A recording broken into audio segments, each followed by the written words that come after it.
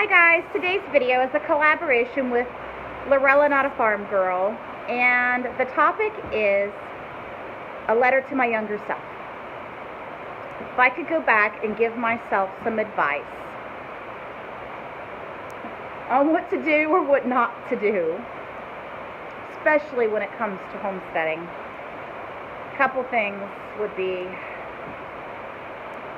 probably slow down would be the number one. Don't get in such of a big of a hurry. We got in a big hurry when we bought this place and sold our other place, and if we would have waited a little bit longer, we probably would have been a little bit better off financially. Slow down and don't get so many animals so quickly. I wanted a little bit of everything and I wanted it now. So slow down. Take the time to learn about each animal. Take the time for number two, which is infrastructure. Make sure you have that infrastructure in place. Fencing, shelter, your medical supplies for if they get sick. And probably the number one thing that we should have done when we first came here was drainage. Drainage. If you are new here, I'm going to show you a clip right now of what it looks like. And this is with a lot of rain, but it's going to still be mucky for quite a while even after the rain stops. We had a couple of inches of rain yesterday, and we are in a downpour. And this is what we're dealing with.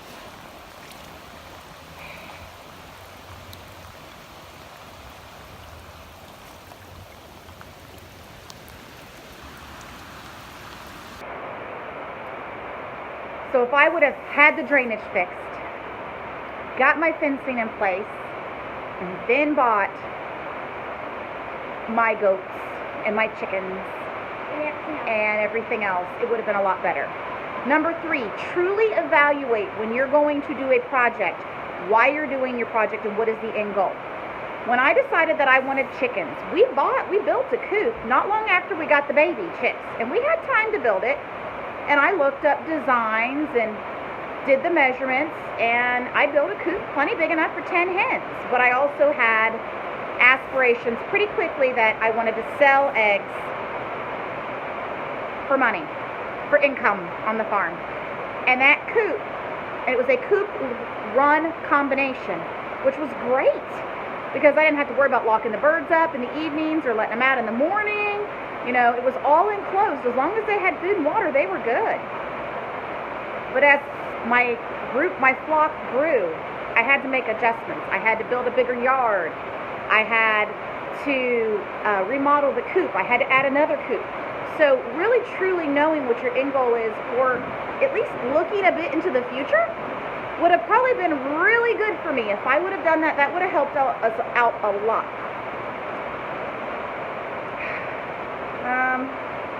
Number four, learn to not be as hard on yourself when it comes to making mistakes, and cut yourself some slack, because we are all our own worst critics, and I am pretty bad at it.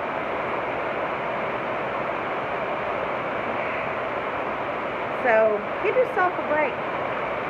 I have Hashimoto's. There's bad days, and sometimes my barn's a mess, and my house is a mess, and I don't feel like making dinner, and sometimes I don't, and it's okay. I need to be okay with not doing everything. To ask for help. Know when to ask for help. That's a big one.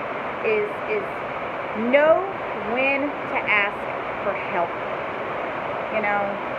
My husband works a lot, and I try to do a lot by myself, and because he doesn't always have the time to help me, I get impatient and try to do things myself, by myself, and sometimes those jobs are just too big for me, and I need to learn to ask for help as well as accepting a helping hand when it's offered. So I hope you guys enjoyed.